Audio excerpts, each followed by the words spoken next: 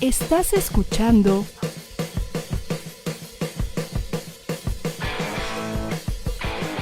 ADR Networks. Seguimos activando tus sentidos. Acompaña a Elisa González en esta refrescante charla para compartir contigo un delicioso frappuccino tzino, mientras desmenuzan y resuelven algunas inquietudes, unas profundas y otras más banales. Comenzamos. Hola, hola, muy buenos días, ¿cómo están? Espero que estén comenzando esta semana muy relajados. Yo estoy muy contenta porque me acompaña Juan Carlos Bedoya. ¿Cómo estás? Muy bien, Eli. Buenos días, un gusto estar contigo. No, gusto el mío porque, bueno, Juan Carlos, tú tienes una gran trayectoria, un currículum súper completo. Es la primera vez que nos visitas, entonces, cuéntanos, por favor, a qué te dedicas y cómo llegaste a este asunto. Bueno, Eli, pues yo me dedico a facilitar procesos de desarrollo humano. Uh-huh. Esta es una tarea que llevo realizando hace aproximadamente unos 30 años, más o menos. Y en las últimas décadas, en los últimos, ¿qué será?, 20, 15 años, pues he estado facilitando cursos en universidades y en centros de desarrollo humano sobre temas de desarrollo humano integral. Uh-huh. Siempre es como una incógnita para el ser humano esa parte, ¿no? De repente llega una etapa de nuestra vida en la que como que nos estancamos, yo creo, porque tú hablas de que estás en las universidades. Yo creo que es el momento crucial para que la gente visualice más allá, como que creo que nos preparamos de chiquitines. Queremos llegar a... Bueno, primero queremos ser grandes. Uh-huh. Y en la formación académica quieres llegar a estudiar una carrera. Así y como es. Que cuando termina la carrera, trabajar. Ajá. Y luego, ¿qué sigue? Claro. O sea, como que podemos seguir desarrollando nuestra personalidad, nuestra humanidad. No termina con una carrera... O bueno, ahora los estudios profesionales, maestría, doctorado, etcétera, pero como que hay otra parte del fondo ahí, no nada más lo técnico, ¿no? Definitivamente, porque claro, primero quisiera yo mencionar, ¿no?, que uh-huh. Había una idea que se ha superado, yo creo, en los últimos 50 años, que era la idea de que el desarrollo humano terminaba cuando la persona terminaba su desarrollo biológico, o sea, en la adolescencia y la juventud, ¿no? Ahí ya, de ahí en adelante, la persona había alcanzado la adultez, entonces ya no había nada novedoso. De ahí en adelante era un proceso monótono que probablemente llegaba a la vejez y empezaba a generarse como una línea declinante, ¿no? Uh-huh. Entonces, pero no había novedad, esa era la idea que existía. Pero más o menos a partir de la década de los 60, 70 se empezó a cambiar eso y empezó como que los estudiosos se dieron cuenta de que algunos de los procesos más interesantes de la vida se viven después de los 30, después de los 40, después de los 50. Entonces, desde luego, con autores como Jung, como Erickson, empezaron a hablar de cómo era el desarrollo humano en la etapa adulta. Uh-huh. Ahora, muchas personas piensan que el proceso de desarrollo humano lo reducimos a veces a un proceso cognitivo, a un proceso intelectual, como esto que tú mencionabas de hago mi carrera, después hago mi posgrado y después me realizo profesionalmente. Uh-huh. Pero definitivamente los seres humanos somos seres polifacéticos, tenemos múltiples caras. Hay un área de desarrollo físico que hay que cuidar siempre, hay un área de desarrollo emocional que tenemos que cultivar permanentemente para tener buenas relaciones con nosotros mismos y con los demás. Hay una línea de desarrollo del juicio moral de la que hablaba, por ejemplo, Lawrence Kohlberg, un autor que hablaba de la importancia que era desarrollarse en el aspecto moral, no solo en el aspecto cognitivo. Está el área de desarrollo cognitivo, uh-huh. Está un área de desarrollo psicosocial, cómo me relaciono yo con los demás, y hay un área muy importante que es cómo me relaciono con la naturaleza. ¿Cuido el entorno, no lo cuido? ¿Cómo es mi desarrollo en relación con el entorno? Uh-huh. Y finalmente un área de desarrollo espiritual también se puede hablar. El desarrollo espiritual, sí. Ese que tanto me gusta a mí. Bueno, porque a mí me atrae mucho todo lo que es el tema espiritual justamente, pero desde tu conocimiento, ¿qué es la espiritualidad? Bueno, Diríamos que la espiritualidad es como que es un impulso primigenio, digamos así, es un impulso espontáneo, un impulso natural que tiene todo ser humano de tratar de integrarse, de experimentar una conexión profunda con el entorno y con la totalidad, ¿sí? Ese deseo de conectarse, ese deseo de ser uno con los demás, con el reino animal, con el reino vegetal, en fin, hasta con el universo. Ese deseo, ese impulso de conexión es el que hace que los individuos desarrollen un sentido de responsabilidad y un sentido de amor compasivo y respetuoso hacia toda forma de vida, ¿no? Y es ese deseo o ese impulso natural el que podríamos llamar que es un impulso espiritual. Eso sería la espiritualidad de un ser humano.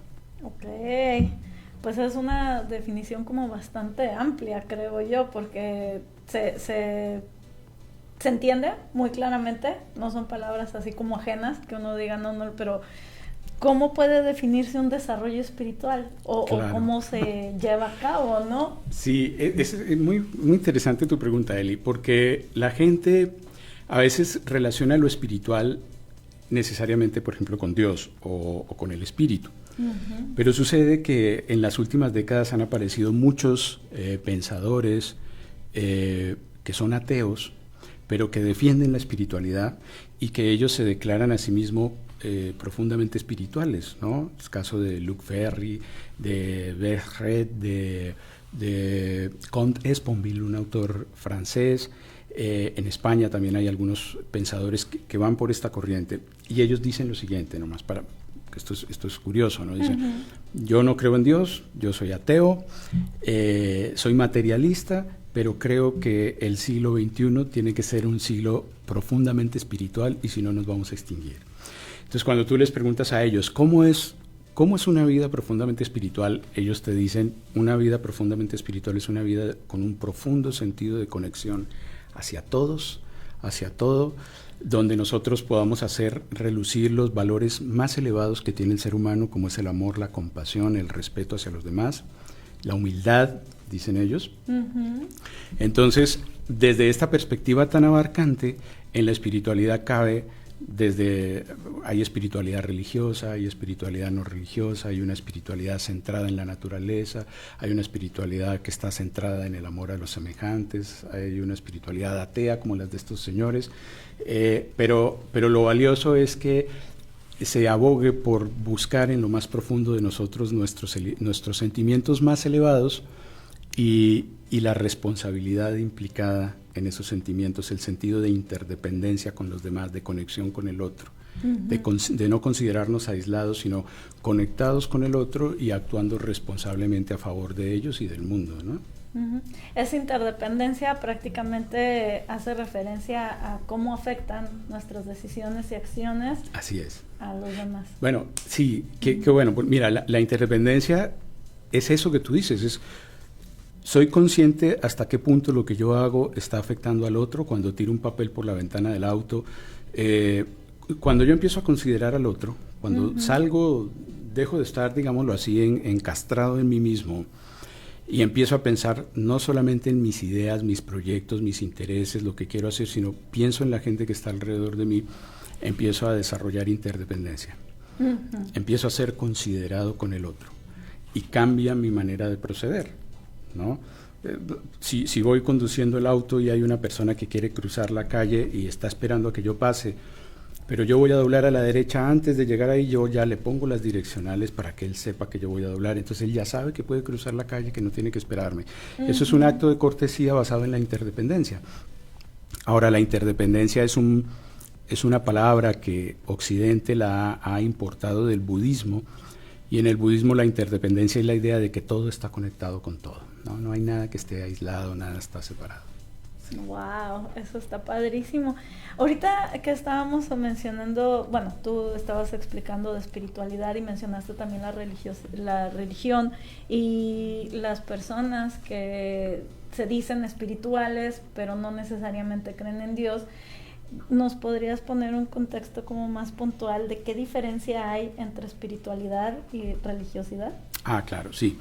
Bueno, Yo ahorita mencionaba que la espiritualidad es un impulso natural que es innato, digámoslo así. Uh-huh. Todo ser humano tiene una tendencia natural y espontánea a conectarse con el otro y a experimentar una plenitud cuando lo logra. Los procesos formativos culturales pueden hacer que ese impulso quede bloqueado o que ese impulso caiga en el inconsciente y que la persona no lo desarrolle, pero todo ser humano lo trae. Ahora, una persona que es atea puede decir, yo no siento eso, pero probablemente, pongo el caso de los científicos, hay muchos científicos que no creen en Dios, pero el deseo de ellos de encontrar la verdad y de ayudar a que el mundo trascienda la ignorancia y de lograr que a través del conocimiento tengamos un mejor nivel de vida para reducir el dolor, el sufrimiento de la gente, ese es un impulso espiritual, aunque esa persona no lo reconozca como tal. Pero es parte de un principio que Rogers, dos psicólogos humanistas que eran Carl Rogers y Maslow, ellos llamaban la tendencia actualizante, que es el impulso natural que tiene todo ser humano hacia la realización de todos sus potenciales intrínsecos. Y es el impulso que hace que todo ser humano busque la verdad, la bondad y la belleza, aunque no estemos de acuerdo en qué es bello, qué es la verdad, ¿no? Y qué es la bondad, pero todo ser humano valora eso, tiende a valorarlo, a menos que en el proceso formativo y educativo se haya tergiversado, o se haya bloqueado, o se haya retorcido. Ahora, ¿cuál sería la diferencia entonces entre este impulso y la religiosidad? Pues las religiones son básicamente instituciones sociales. Las religiones se crean históricamente, se fundan, surgen, se van consolidando, establecen ciertos cuerpos de doctrinas y tienen como propósito ayudar a administrar ciertas verdades que ellos consideran que hay que cuidar y preservar porque fueron reveladas por algún gran maestro. Entonces, generalmente cuando crece el número de seguidores de un gran maestro, cuando ya el número es muy grande, es forzoso que alguien tome las riendas de la situación y diga, tenemos que empezar a administrar quién va a traducir las enseñanzas de este señor, a qué idioma, cuidar que las traducciones sean fidedignas. La gente que quiere visitar los lugares por donde estuvo este maestro o este santo, ¿cómo hacemos? Tenemos que buscar el lugar, esos lugares, si podemos los compramos para que la gente pueda venir, pero entonces tenemos que ponernos de acuerdo en qué épocas, porque si no, no podemos llegar todos al mismo tiempo. Van a alcanzar todos. Y cuando ya se crean estas estructuras administrativas es cuando nosotros podemos decir que ya hay una religión que se deriva probablemente de la formación misma de un grupo, ¿no? En el cristianismo tomó una palabra griega que era la palabra eclesía, que era ese grupo, ¿no? Esa comunidad. En el budismo existía el concepto de la sangha, que era la comunidad de fieles, y entonces bajo la convicción también de que el desarrollo, de que el ser humano es una criatura social y sociable y no alcanza sus más altos potenciales solo.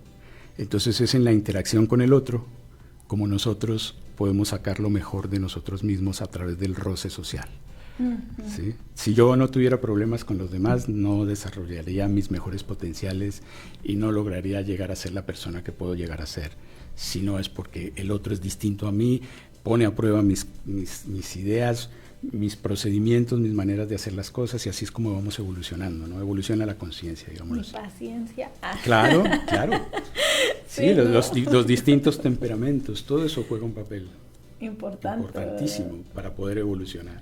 Ok, entonces no necesariamente todas las personas espirituales son religiosas, ni todos los religiosos son espirituales.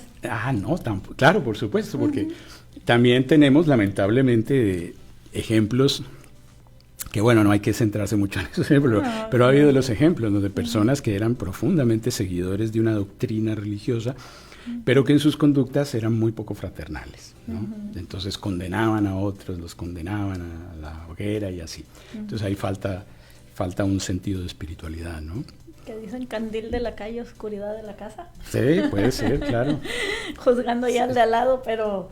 Como dicen por ahí, amar a la humanidad es fácil, lo difícil es amar al vecino, al que uno tiene cerca. Ese es el verdadero desafío. Sí, ¿verdad? Sí. Y creo que sí es real. Luego, a veces, ahora en las épocas de pandemia, como que se intensificó todo lo que es nuestras relaciones con nuestros cercanos, porque muchos teníamos vidas realmente fuera de casa. Y cuando realmente empiezas a convivir con los que se supone que vives, de repente te das cuenta que a lo mejor el carácter no era lo que esperabas de la otra persona, ¿no? Claro. Y ya llevando así 10 años viviendo con alguien y de repente, ay caray, desconocidas. Sí, por supuesto. Puede uno llevarse maravillosamente con un grupo de personas, pero bueno, enciérralos en una casa un mes a ver qué pasa.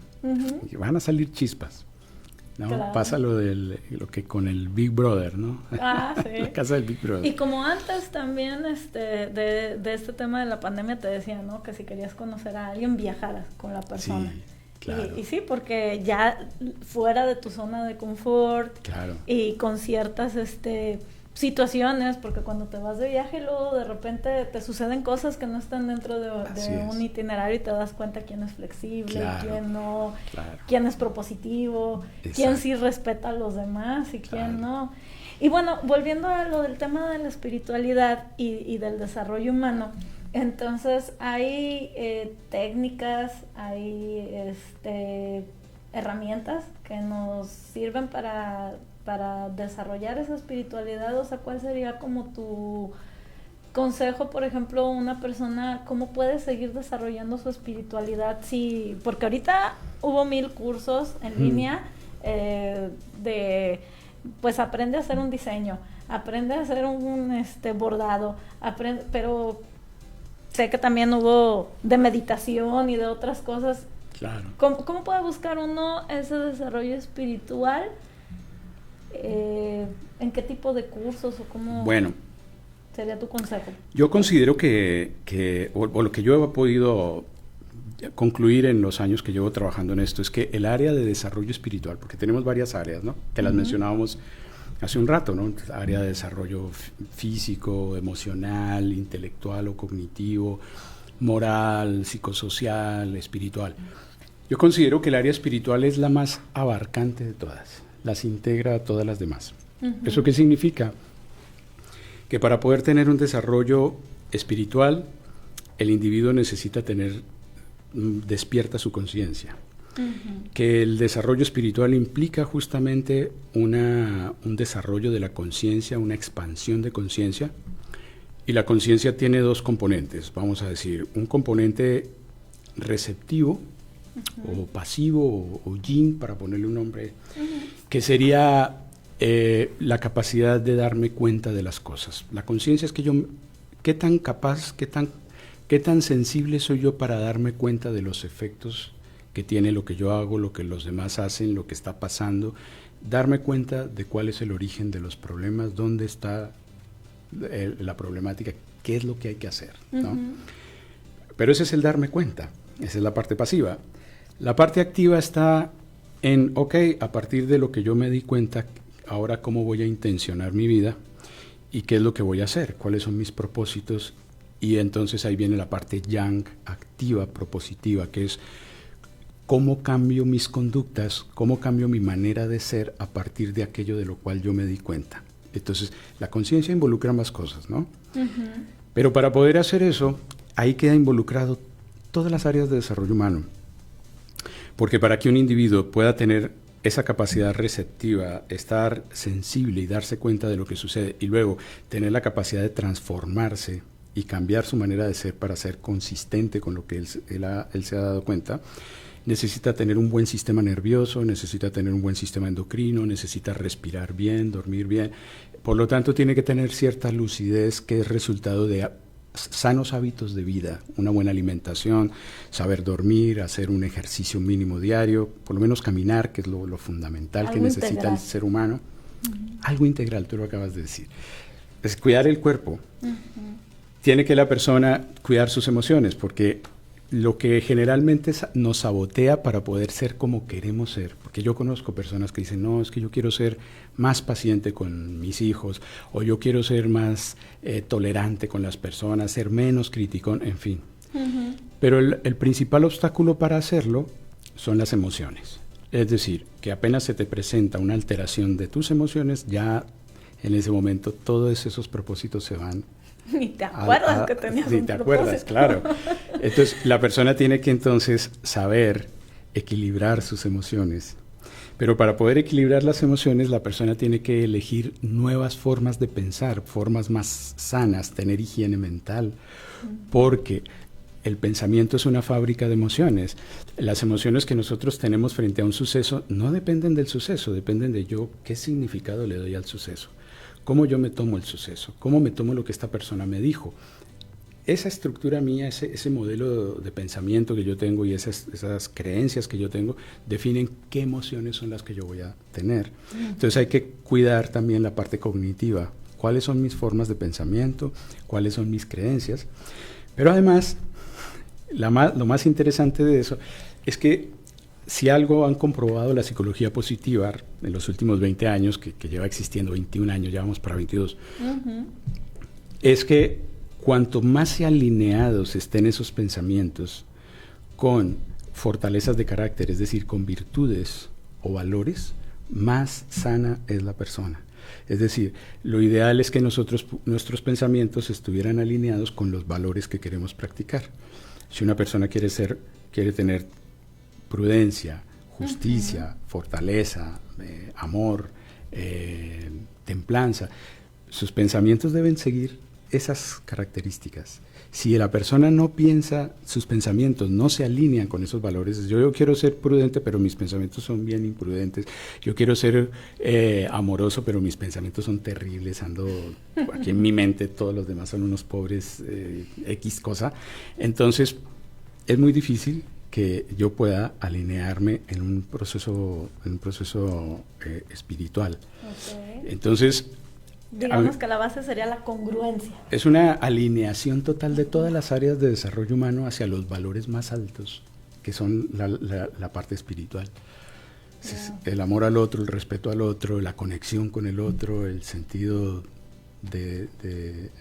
bueno, yo diría el amor, ¿no? Porque el amor es la fuerza que hace de muchos uno, lo que conecta, lo que une, ¿no? Es lo más fuerte. Sí. Juan Carlos, nos tenemos que ir a un cortecito. Se me pasó volando apenas y alcancé aquí a ver que ya tenemos el corte comercial. Pero por favor no se desconecten. Estamos con Juan Carlos hablando de espiritualidad. Regresamos en 2 minutitos aquí por ADR Monterrey, activando tus sentidos.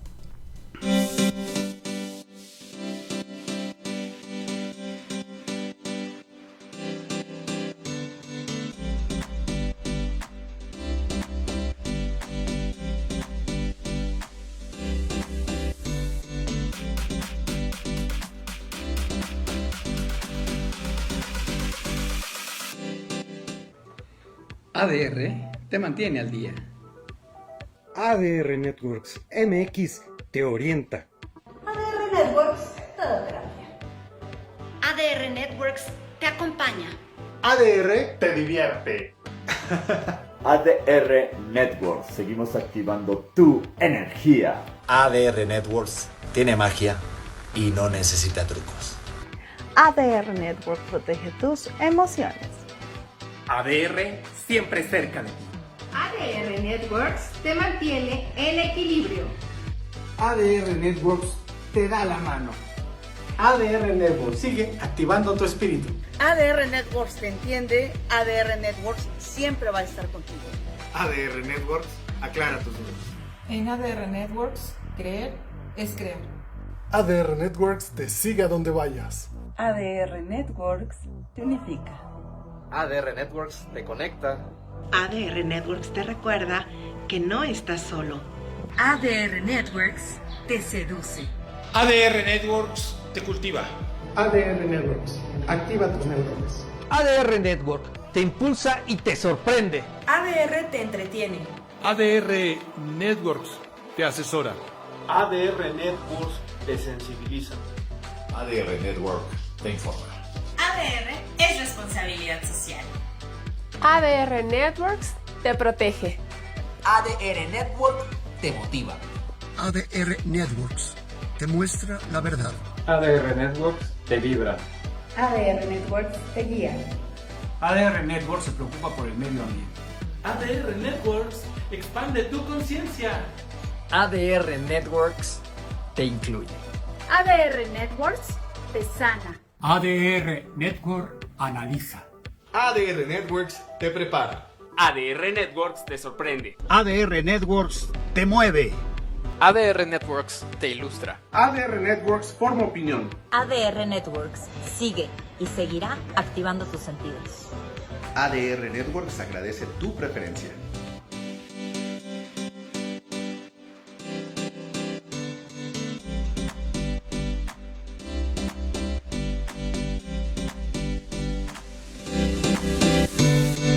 Hola, hola, pues ya estamos aquí de vuelta. Para los que se están conectando apenas, me acompaña Juan Carlos Bedoya, porque quiero que sepan que yo ya le estaba diciendo como el maestro Yoda y pues no, ¿verdad? No es así. Aquí abajo vienen las redes sociales de Juan Carlos, si lo quieren contactar por algo referente a lo que estamos hablando el día de hoy. Estamos hablando de espiritualidad.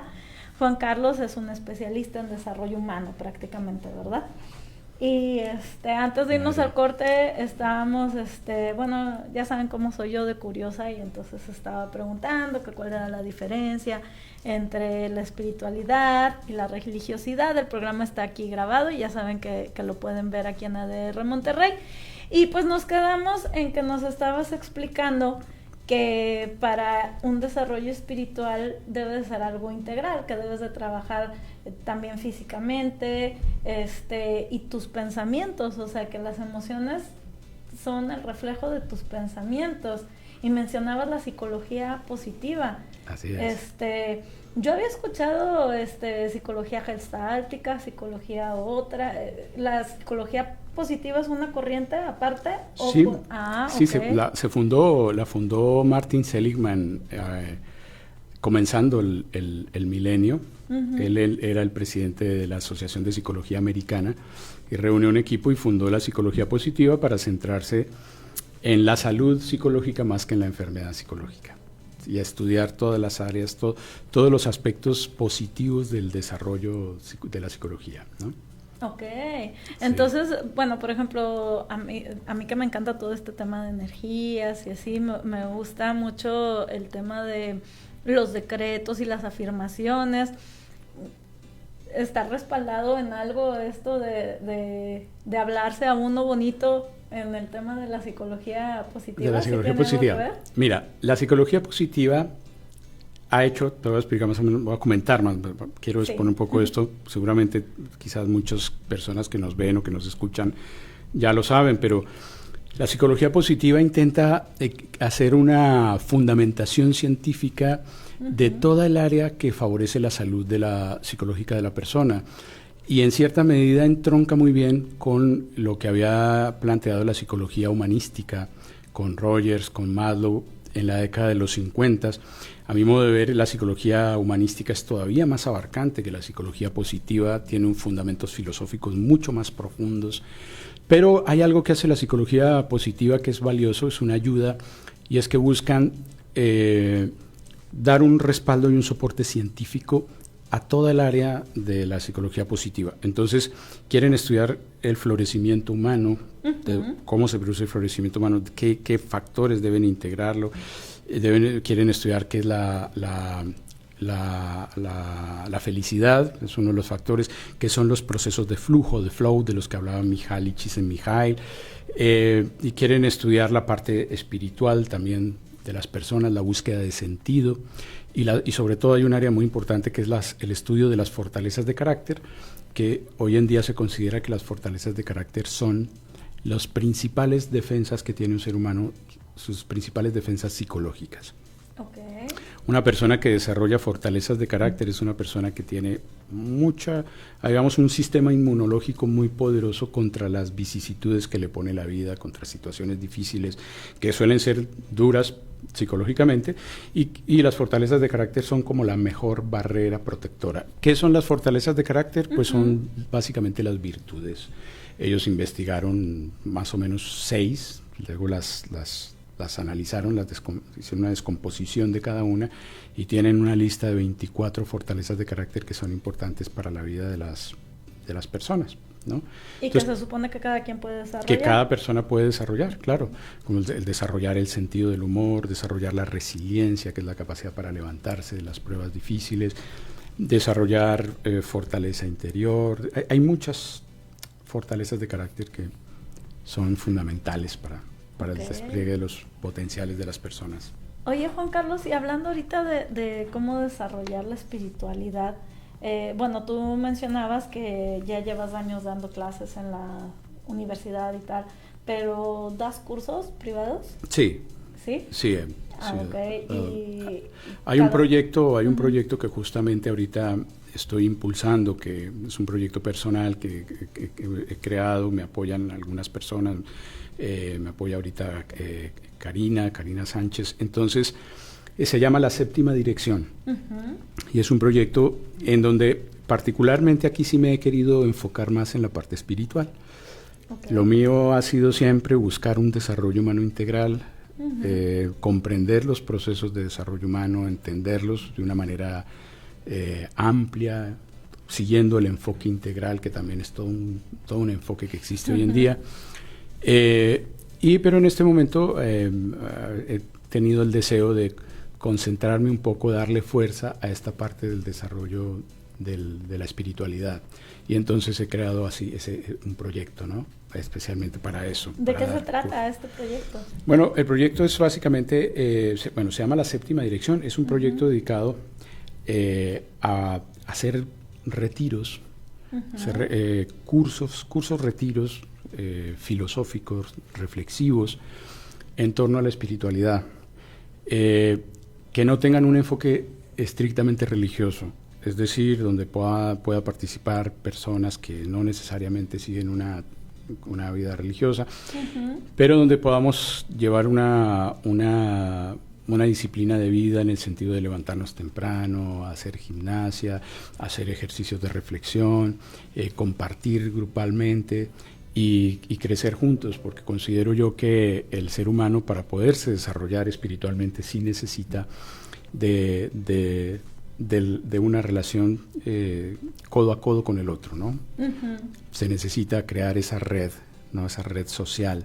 Lo de las pruebas que decíamos también. Claro, sí, y vernos un poco reflejados a través del otro, ¿no? Sí.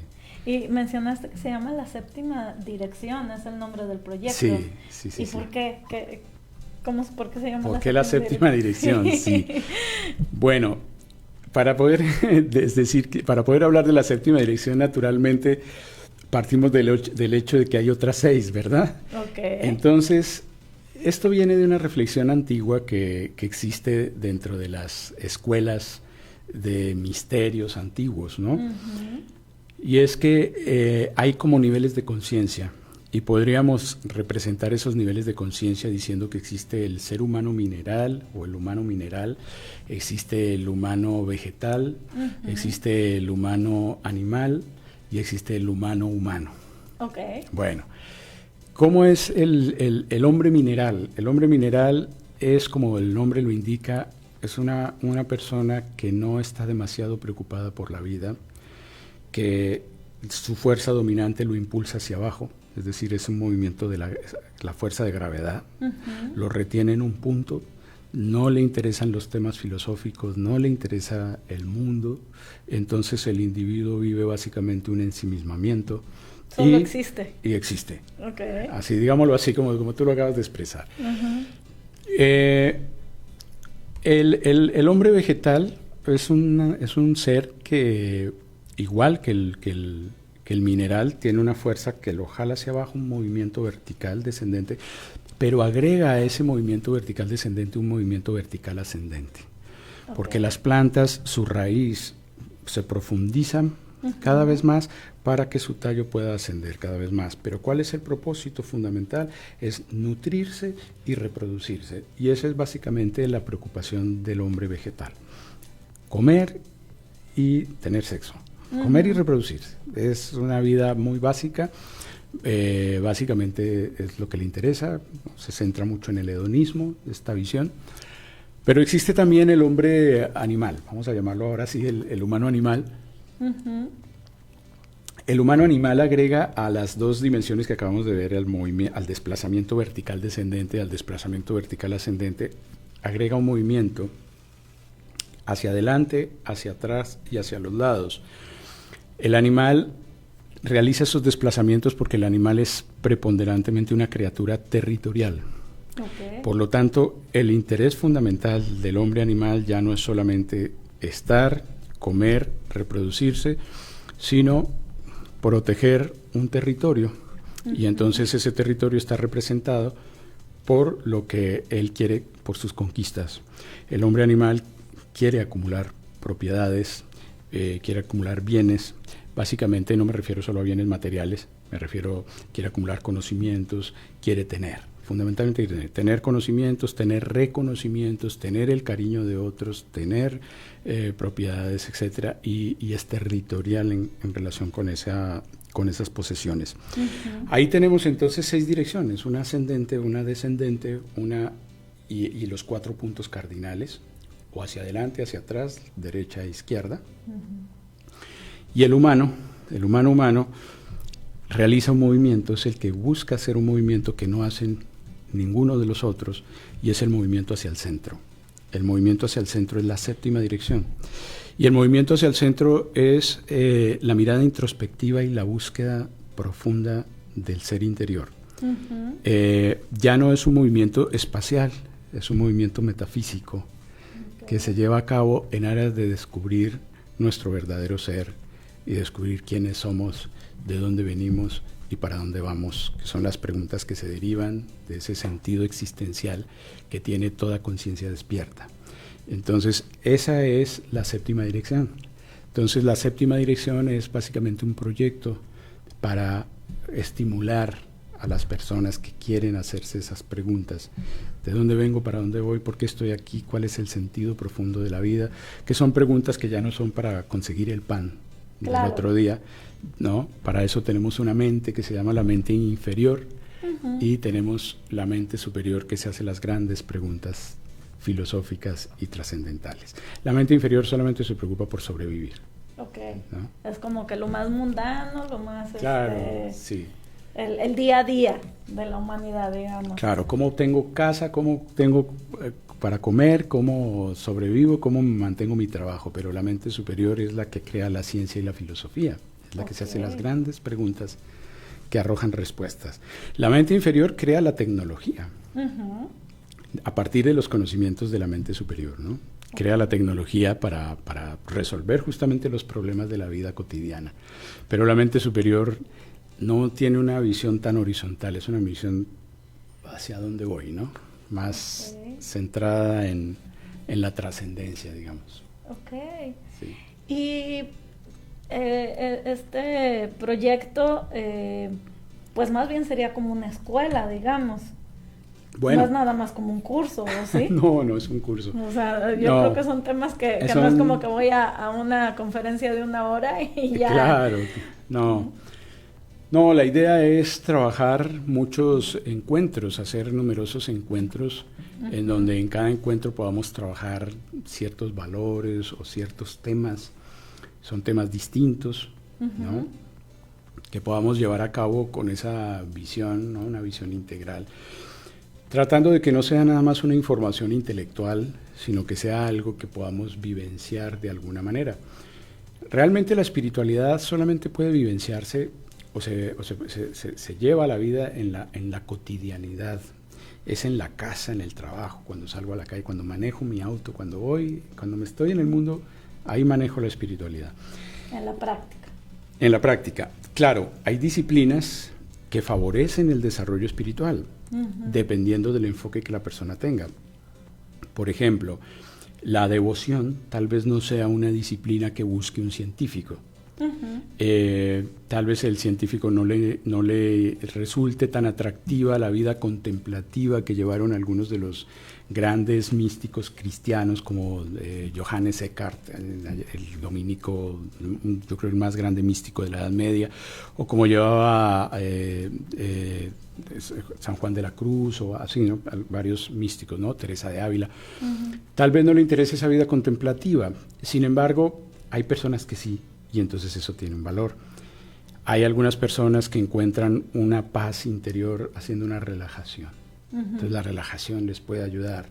Pero hay personas que les gusta no tanto esta parte contemplativa occidental, pero sí la meditación oriental. Y esa, por ejemplo, sí les gusta a muchos científicos porque descubren que piensan mejor después de practicarla. Entonces, pues también podemos hacer alguna disciplina meditativa, ¿no? También podemos practicar algún tipo de gimnasia psicoespiritual, ¿no? Que puede ayudar a las personas. Y pues los cursos son de diferentes temas. Sí, porque hemos tenido, dependiendo de la época del año, dependiendo del lugar, ahí hicimos un curso hace poco donde pues cada quien se hacía cargo de lavar sus platos, cada quien tendía su cama, cada quien se hacía cargo, y había un profundo sentido de interdependencia de todos con todos, y era parte de la dinámica del curso. Okay. Pero hay momentos a lo mejor donde tal vez ese no sea el objetivo, nos centremos en otra cosa, pero siempre estamos tratando de estoy tratando de llevarle a la gente un espacio de reflexión y de práctica y de conexión, pero que esté siempre fundada en el amor, en la tolerancia y en el respeto, ¿no?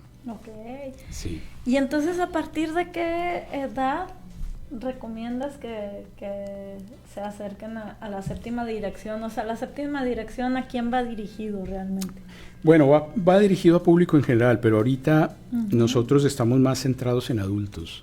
Okay. Porque algunas de las reflexiones que se hacen allí sí requieren que la persona ya tenga cierta experiencia. En algunos casos yo he dado cursos de desarrollo humano para adolescentes, y sí, se puede buscar también el impulsar la espiritualidad del adolescente, pero me he dado cuenta, por ejemplo, que para ese segmento de la población tenemos que crear un curso muy ad hoc, muy específico, tiene que tener características muy singulares.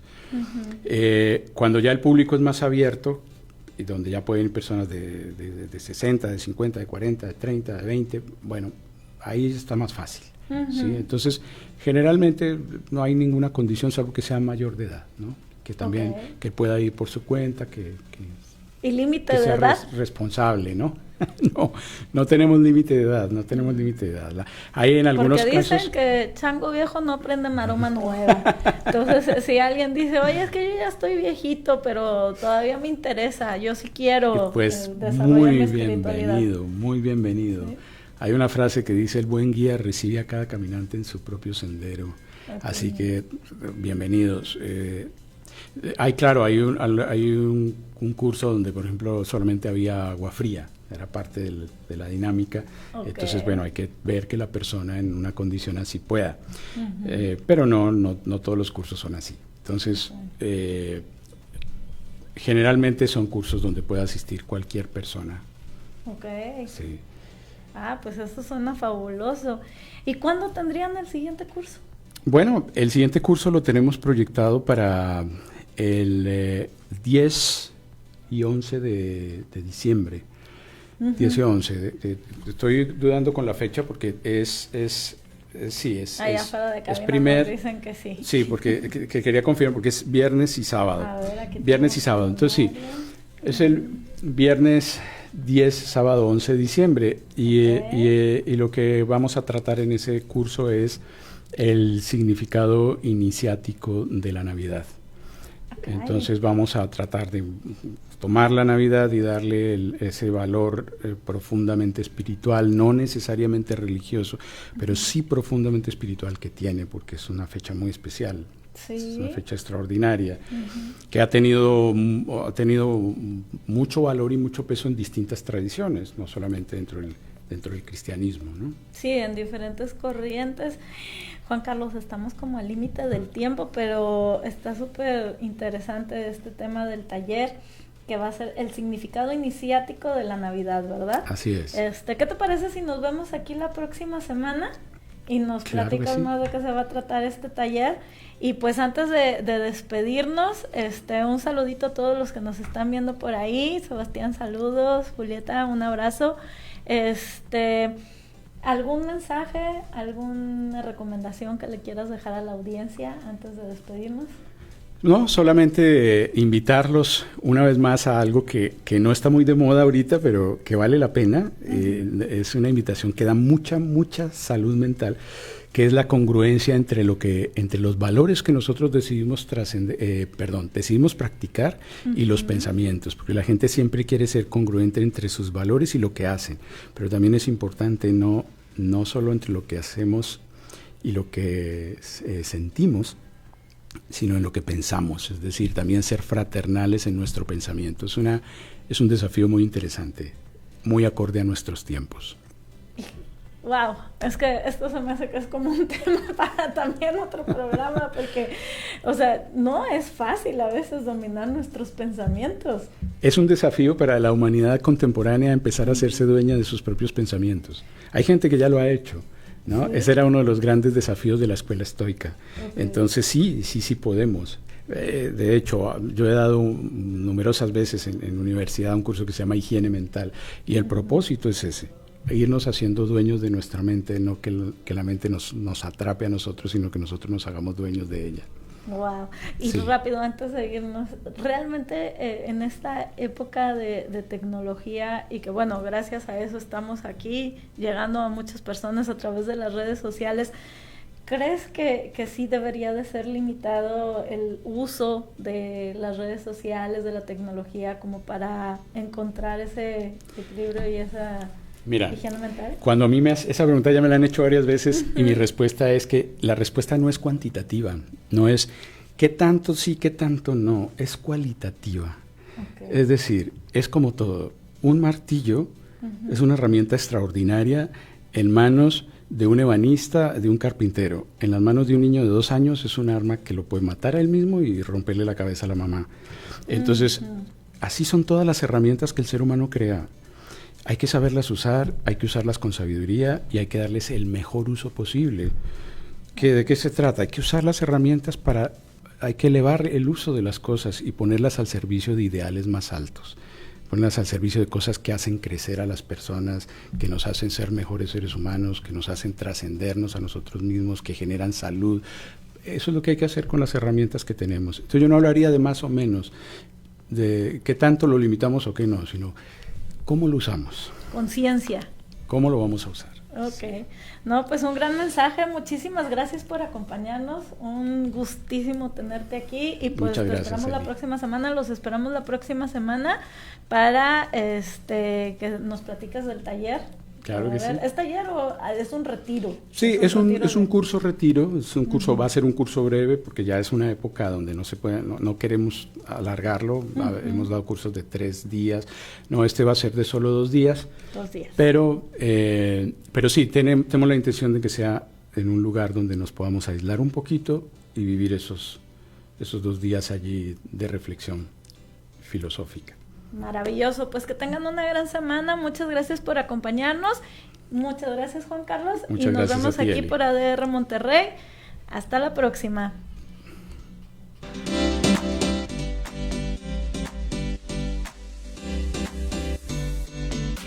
Estás escuchando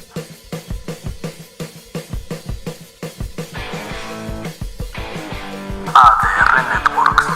Seguimos activando tus sentidos. Acompaña a Elisa González en esta refrescante charla para compartir contigo un delicioso frappuccino tzino.